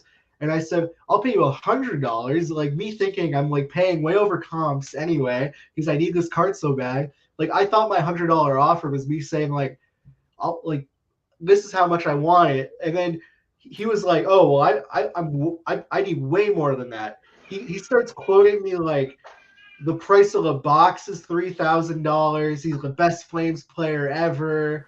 He's like, no one uses eBay comps. Like anyone. What? He says nobody on eBay knows about hockey cards. He's like, you don't understand. I live 3 hours away from Calgary. He's like, I use Beckett values, which I haven't heard in over a decade. I mean, he just kept going on and on and on, like this, like laundry list. Like, I mean, I don't know anyone that knows less about cards than this guy. I mean, it was. And eventually, I'm like, well, what's your price? He said $500. And he's like, because he told me he got it in some lot of Aginla cards, and that was the best card, and he paid $2,000 for the lot. Ooh. And he's like, I'm giving it to you at cost. I'm like, bro, what are you talking about? Oof. Might have been dealing with the mental patient there. I have no idea. I'll call him out. I don't care. Capital City Sports Cards. Don't go there, I guess. I mean, geez. Yeah. Wow. Get some great deals at that store. Yeah, I mean, you go in there, and I could probably find a flurry that I needed for at least $100, right? Nice base card or something. Send Brady over there. Excuse me. I'm allergic to terrible sellers, apparently. All right. Dollar Rookies. I think all of us follow him. Will is hilarious. He's an awesome dude. He was on the original Roundtable crew. So if you're not following Dollar Rookies, definitely go check him out. He's got a sweet 90s collection. He's a set builder like Mitch. He said people who respond with the fire emoji when you're selling stuff on Instagram, all they send is the fire emoji. I could even say people who comment with only the fire emoji. I'm like, do you think it should burn? Do you think it's a fire card? Do you think it's like the best you've ever seen? Like, have you guys had that happen where you're selling something and somebody responds with the fire emoji? Never had that. It's possible that I've done that before. Of course. Where's the boot button? Oh, there it is, right there. Goodbye. Yeah, bring that guy back to the round table and kick the out. Exactly. For sure. He probably next up, from Out the Box 85, when you trade or buy and get a card not properly protected. Oof. I've had plenty of in the penny sleeve, in the bubble mailer. Any horror stories on your guys' end of like the worst shipping that you've ever received? Yeah, I got this is like a long time ago, probably a decade ago, but I still have the cards. It was a 2-card lot of 0506 the Cup, signature patches, and it was Corey Perry and Henrik Lundqvist, and those were the rookie years, and they just got folded in half. I mean, there's still like the same crease down the middle on both cards. Luckily, I've like found new copies of them, but I still have the creased copies. I don't even know what to do with them because they're like creased like down the middle. Yeah, that's crazy. That's brutal. Kelvin, Alex, Tim, you ever had a card, or even if it made it safe, you just open it up and you're like, what? How? Yeah, I had one that I remember vividly. This was maybe 2 years ago. I needed a Charizard for my Pokemon second base set, and so I paid probably like $150 or whatever it was at the time. So the guy ships it, whatever. I open up my mailbox, and all I see is a white envelope, and it's like, it looks like this thing's been like through a war. Like it just like all kind of like mangled on the sides. It's like there's like mud on it. Someone probably ate on it. Like it's brutal. I bring it into my house and I'm like, I feel it. You know, you get like just like kind of massage it, and there's no top loader. I'm just like, what is happening here? So I open it, whatever. It's just a sleeve, no top loader, no, I don't know, decoy, no cards, whatever. Just a sleeve inside of a white envelope. Pull out the Charizard, mint condition. Just like just like looks beautiful. I almost kissed it. It looks so nice. You probably should have. That's yeah. That's pretty rare. You guys have had the USPS when something gets wet or whatever, they put it in the extra plastic bag. It's like as soon as you open up the mailbox and you see that extra plastic bag, you're like, oh no. I've definitely somebody in our group post a picture and like it came that way, but the card was fine. Maybe Brady. Not me. Maybe it was. Yeah, I can only think of one. It was back when I collected A-Rod. I bought a Grand Finale of A-Rod. You guys know how big those are from SPX. And man, it was completely soaked. And my buddy, who's my mailman, called me. He goes, I don't think it's soaked in water. It looks like it got soaked in oil. I'm like, oh man, there's no way. Like, there's no way the card's okay. There's no way. Like, the bubble mailer it'll soak through. It didn't go through the plastic part of the bubble mailer. I was lucky. I have one more. I have one more that I just remembered. You remember those old? Mitch probably knows the set. Those old like those discs. Those over discs. yeah, power. In 2002. I think it was before that. No, It was like 1999. Power play? Is that what they call it? Power. I think Power it was Power Play. Yeah. Yeah. I remember I traded for some of those back on like Beckett. Oh, yeah, 1999 Upper Deck Power Deck. It was Power Hashik. Deck. Was Hashik in that set? Oh wait, there's a hockey one. Yeah, there is hockey. Yeah, there's a hockey one. Oh, Yeah. I had the baseball one. I had like a Derek Jeter one. Mm. Well, I see a Gretzky one. I can't find Hashik, but probably. It's irrelevant. Even like the set, like just me talking. We about believe you, Alex. irrelevant. Go ahead. Thank you. We believe you. But I got a couple of those like in a trade. I don't even know why I wanted them. And so I opened up the bubble mailer, and it reeks of cigarettes. Just like someone like literally put like cigarette butt in it and just like let it lit and just freaking sent it off. And I remember I had them, and it was like still summer. I literally left them outside of my house for like 3 days to let the smell go away, and they never went away. I'm like, Wow. who handled this? What's wrong with you? It's hot boxing in a car while they were packaging your Right. stuff up. It's disgusting. It feels gross. All right. Next one is South Pittsburgh Cards. This is Nick Zimmerman. He says, people asking for pictures of every corner of a card in a trade. I think that kind of also ties into like the whole grading obsession. You know, everybody thinks that every card they're going to buy, they're going to grade. Mitch knows this as well as anybody, you know, collecting so many cup cards, and he also collects raw cup cards. Mitch, I think there's a little bit of give and take with some of those 180 point, 150 point cards. There's going to be some edge wear here and there, right? Like, it's to be expected. Does that bother you at all, or is it kind of a given? No. You know it's going to happen.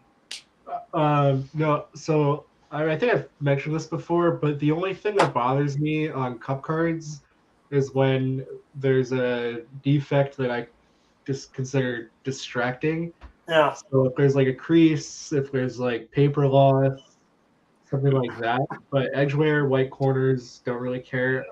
Faded autograph is probably the worst thing for a cup card. Yeah.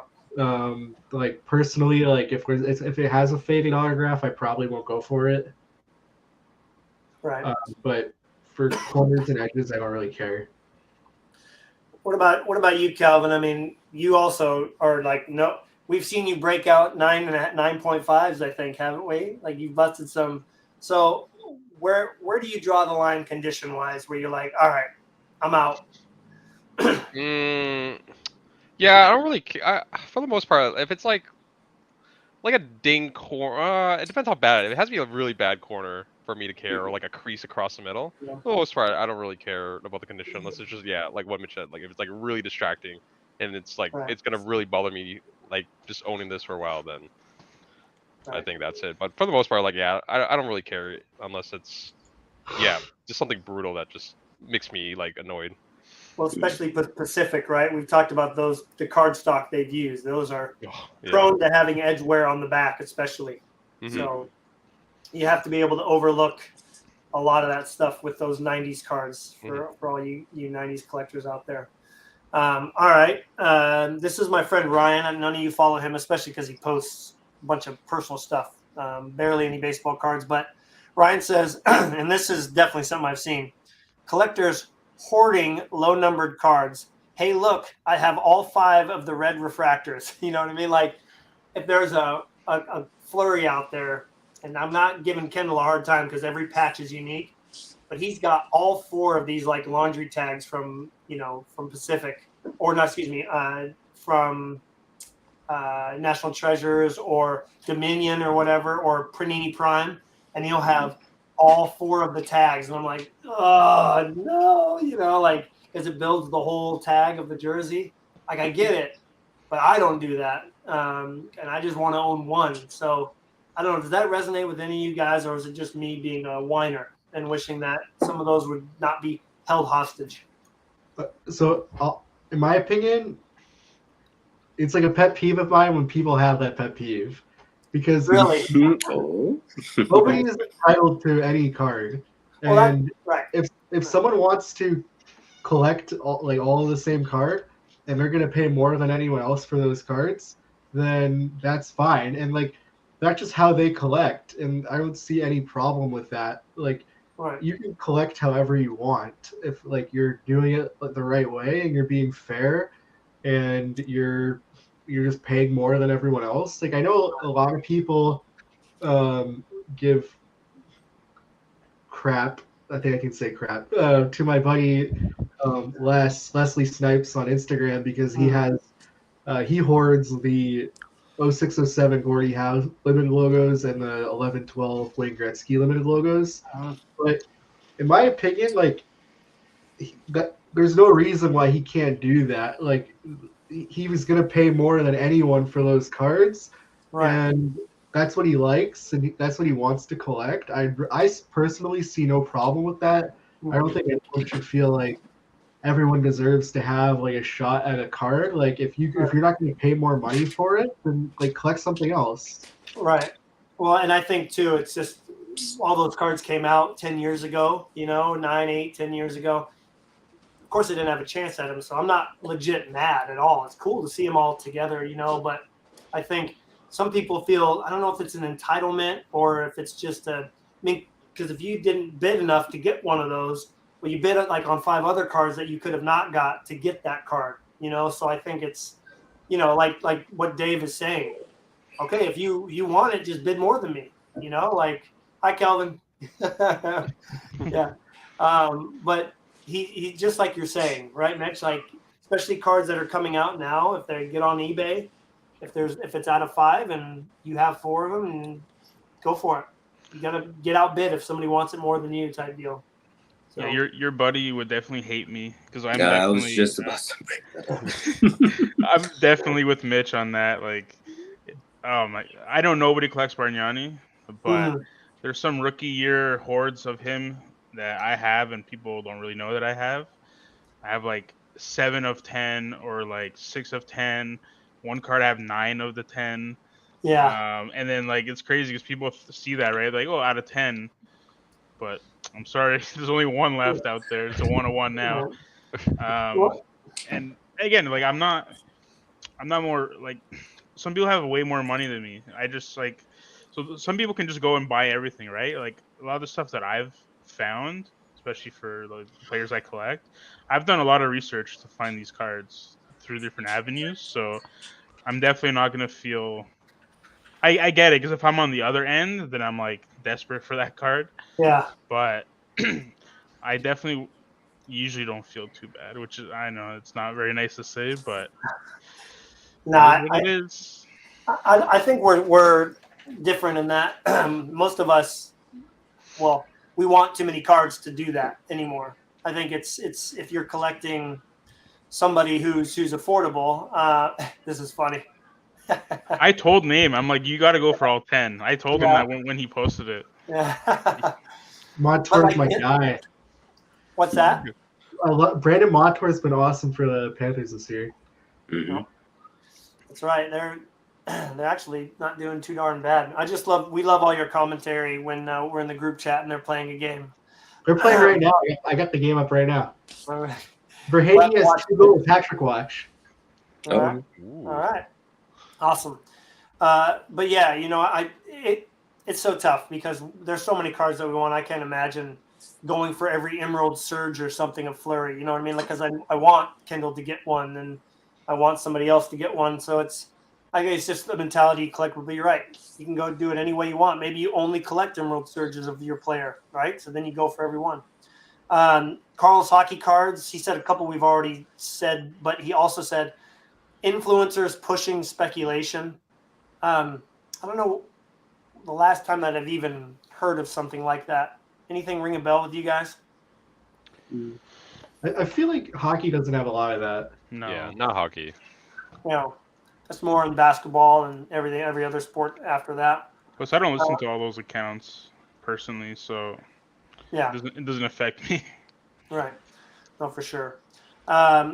Drop the puck cards says people calling jersey cards patch cards. I hate That's a good one. I like that. That's a good one. Yeah. Ah, jeez. There's That's a good. couple of breakers.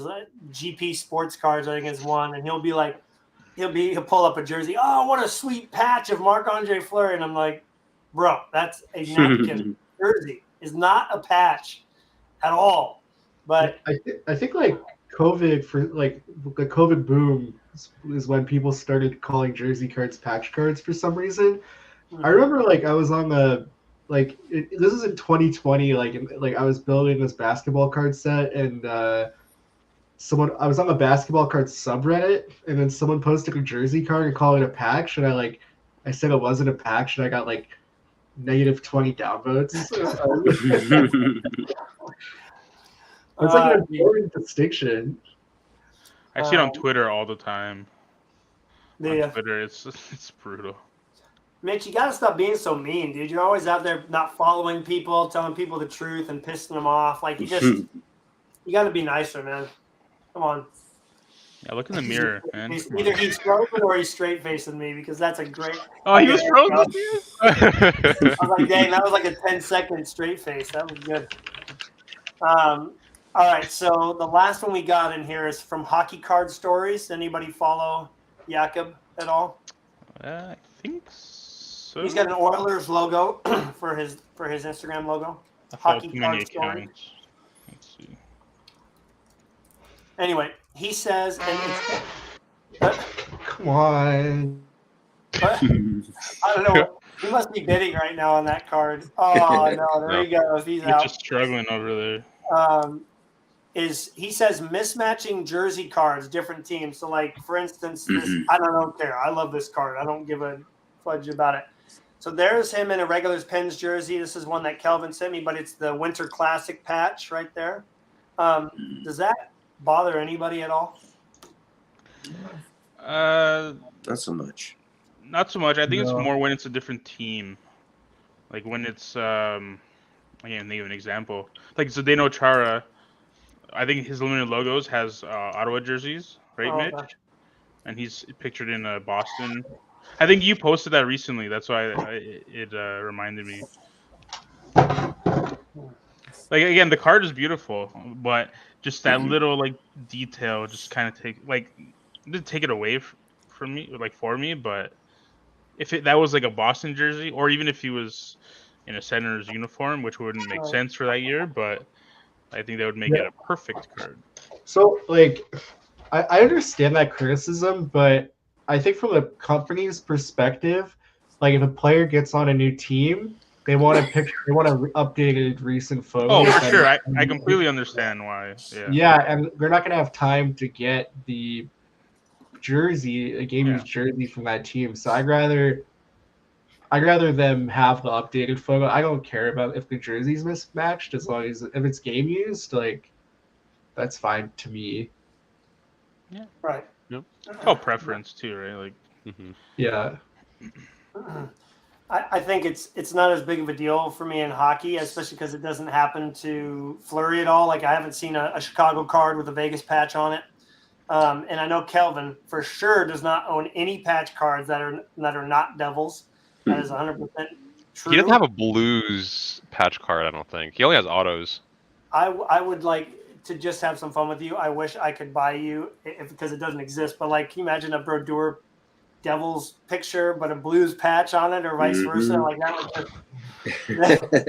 I know there's the Brodeur group I'm in. Those guys love the blue stuff. I'm like, you guys are just weird. Like they just like it because it's rare. Because it's like a 1 year thing, right? But like, it's just not right. Like Belfour on the Sharks, like that. Yeah, I mean, Yeah.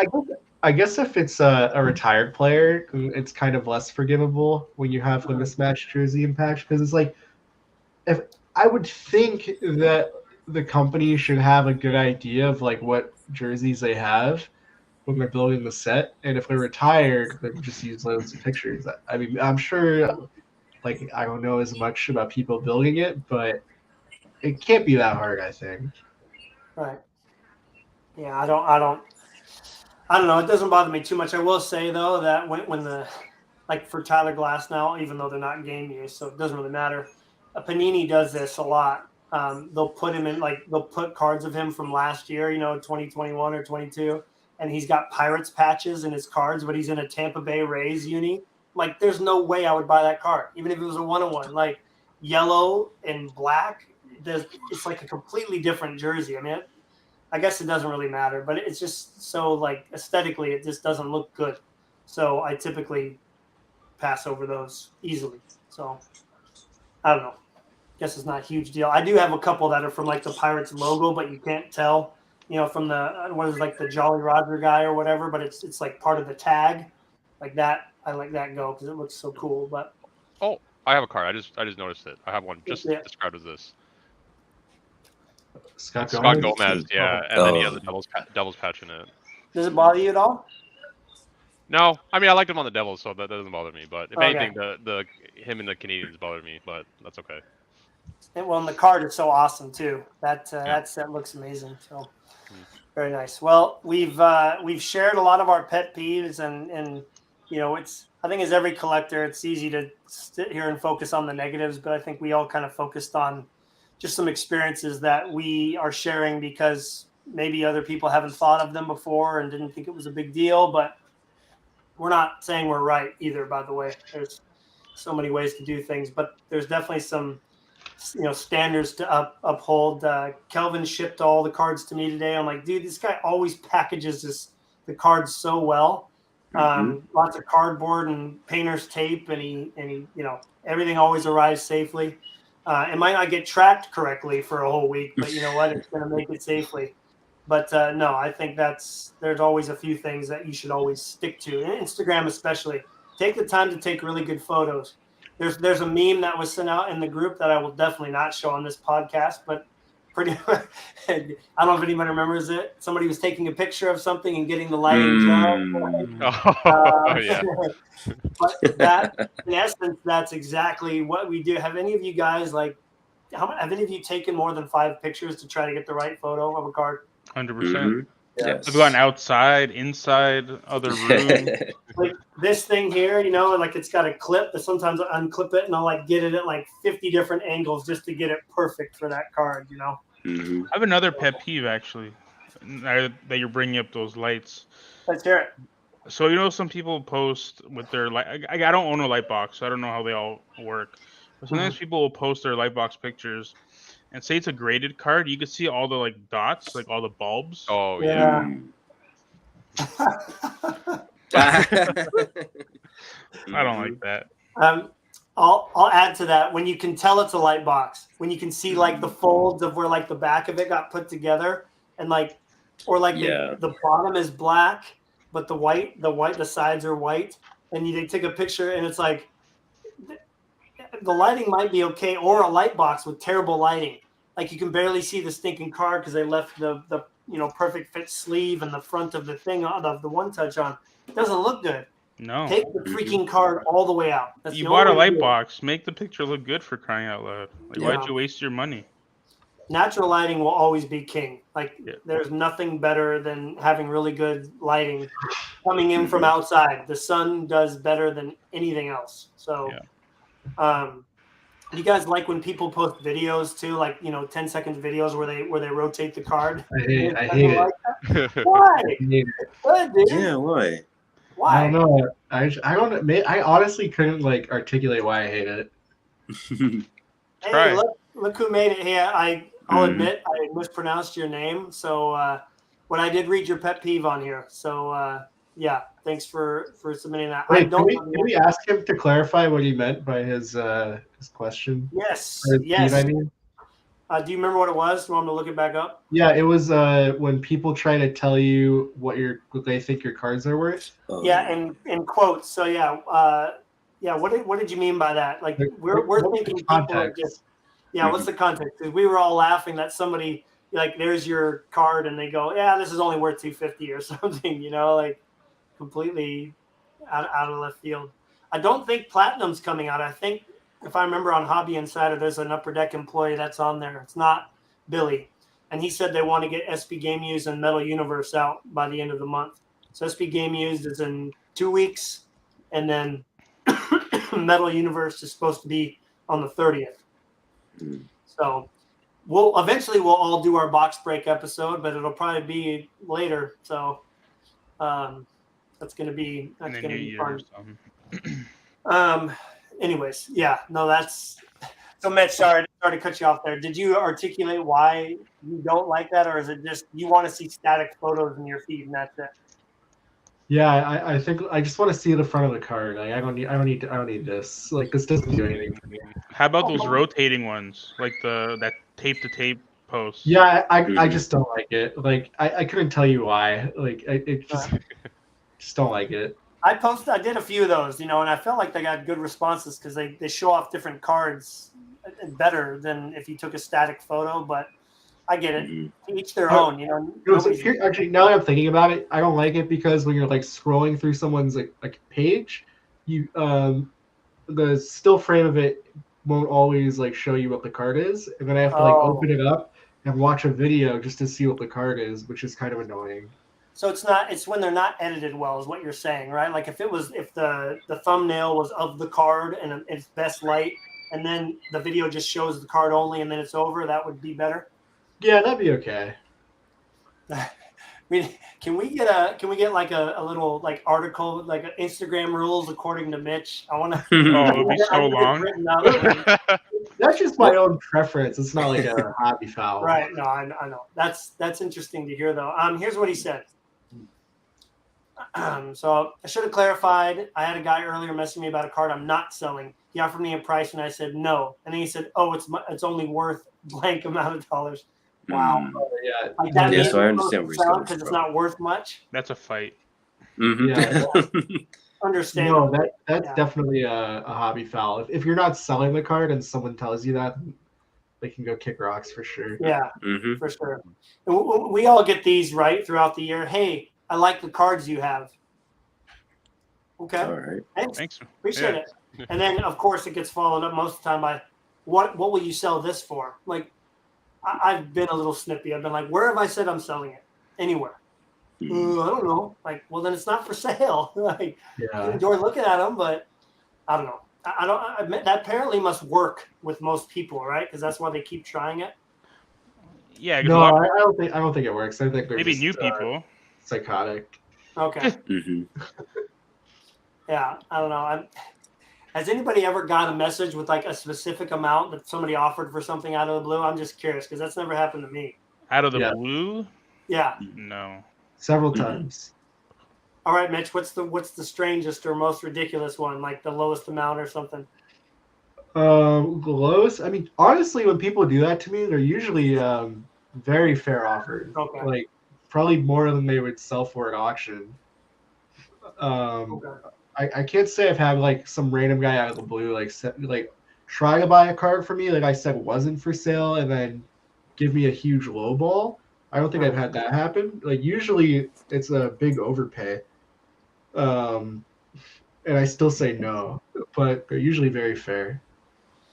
That would be a nice place to be in, especially with that Francis. Because it's not like your immediate PC, but it's such a sick card that it's got to really be tough for you to not be like, I might have to consider this, but yeah. No, only one time have I actually sold a card that happened to me with. You did? Okay. Only once. Was it too good of an offer or what? Yeah, it was that Jonathan Huberdeau National Treasures RPA that I got at a show.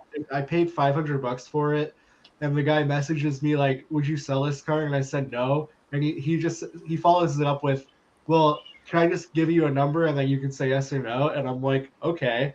And then he says 1,000, and then I'm like, oh wow, that's a lot, but I'm still gonna say no. And then he said 2,000, and then I said okay. And then I said okay. Whoa, that's got to be a record sale for Huberdeau, like for real. Yeah, no, definitely. Wow. Yeah. I mean, it's probably the top patch for its National Treasures RPA, which might be his best RPA, depending on who you ask. Is that the one where it has the Panther's mouth? Yeah, it's the full mouth in the patch you. window. Nice. That was a nice $1,500 gain that helped pay for something Mhm. else. Yeah. So yeah, I mean, I really wanted the card, but for that price, I had to sell it. I felt Of like. course. Mhm. Here's the thing: everybody says this phrase, and I kind of combat myself with this. Is like there's a price for everything. There is. But selling your collection doesn't just mean you'd be getting some money. That part's great. Everybody likes having more money, right? But think Mhm. about like all the connections you make because you have these cardstock pictures of guys or women wrestlers, for that instance, in Hey. your place that you live in. Mhm. Like if it wasn't for these, most of us wouldn't be talking, if not talking at all. You know what I mean? Mhm. Like you're not just selling your collection, you're selling like part of who you are in essence. You know what your hobby is being sold. So like you can't put a price on all the other things that can't be priced, I guess is what I'm saying. It's Yeah. it's just it would be impossible. Somebody would have to come in here with like $2 or $3 million or $1 million, something that would change my life drastically to have it all Mhm. leave. It would suck though. It would But suck. it depends on the card too. Like Mitch knows, and you guys now know. Like there's a card that I have that's very limited, and someone's trying to pry it out of my hands right now with a Yeah. very fair trade offer. And then it's just it's a card, so the guy would give me like double what the card is worth, I think. But it's just if I trade that card away, I know I'm gonna be like not pissed because I'm gonna make like a lot of money from it, but I'm like, am I ever gonna find that card again? Maybe, but then am I gonna be in a situation where I can actually like buy it? Right. Because like say some guy sends me a lot of money right now, I'm gonna spend that money. It's not like I'm gonna just keep that in a like a reserve for if it pops up in the next 2 years or something, right? So it depends on the card. Like what Mitch Right. said, he probably loved that Huberto card, but it's like it's not. He didn't need it. So if he's gonna make $1,500 off it, then sure, why not? Mhm. But if it's a card that you truly need or want, then I guess it'll be really tough. Unless someone gives you like $1,000,000 for this card, then yeah, sure, why Yeah. not? But yeah, Yeah. No, don't take my advice though. I'm really stupid. Yeah. that's funny. Well, I don't know about you guys, but I've enjoyed this. I mean, I enjoy the stories. Obviously, that's the best part about the hobby is some of the stories that you hear and all the experiences that we have getting 2 cards. We could probably spend a whole episode sharing stories about all the great cards that we do have, which is going to be fun because our next episode is going to be about our top pickups of the year. And I think we can all agree, just as a little lead in for next week, it's probably been our best year in the hobby. Mhm. By Yeah. far. Yeah. It's one that definitely needs to have some time spent on it. And, I know Kelvin and Tim, we didn't get you in here nearly as much, but next week, hopefully we can balance things out a little bit better. And, everybody will have a chance to share some of their top pickups. And it's going to be really cool to hear like the Mhm. how and why they're in your collections. You know what I mean? Not just okay, here's a cool patch card. All right. And you're up next, Mitch, like taking a little bit of time to talk about how it manifested. Maybe Tim linked you to it or somebody on Facebook or an expo or whatever. Mhm. So that'll be really fun to do. And then we will, yeah. If you'd have done that, I'd have sold them all to you, man. Don't worry.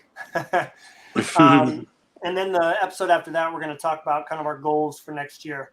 I just recorded my top 50 most wanted flurry cards, and I always feel like having goals for what you're looking for is always important to keeping you focused. So those are our next 2 episodes. Look forward to having everybody there. Thanks for sticking around. Everybody that was here, we had, a few people from Instagram, including this guy who helped me get that awesome flurry Dominion patch, and it's on its way. So I'm pretty excited to share that with everybody. That's going to be cool. So, all right, Mitch, thank you for coming on. Alex, Kelvin, Tim, thanks for coming in. We Mhm. appreciate you guys. All right, thanks for having us. Absolutely. All right. Take care, everybody. Have a good weekend. Yep.